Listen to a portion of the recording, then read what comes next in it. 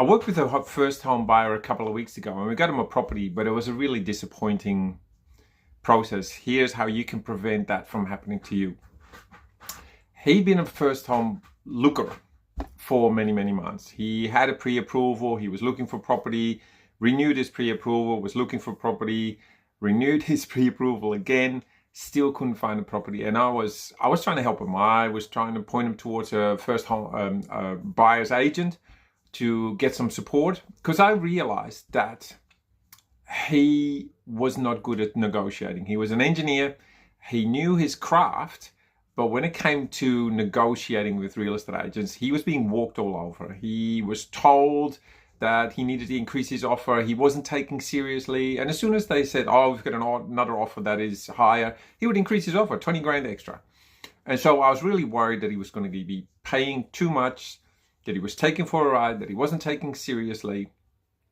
And that showed in his results. It dragged on and on. He couldn't find a property. He couldn't secure a property. He would find a property. Others would secure it. He would be told that he would need to offer more and it would go beyond his budget.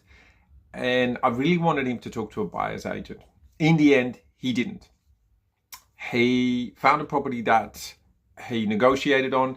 They told him he needed to increase his offer. He did that and he secured the property.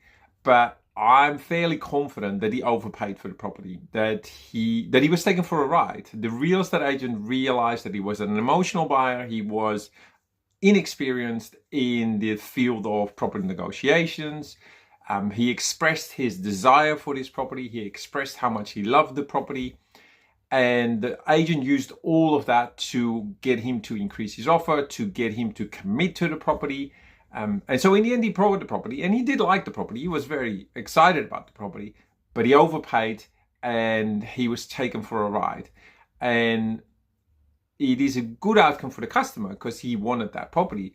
But in my mind, it is a poor experience and a poor service on my part.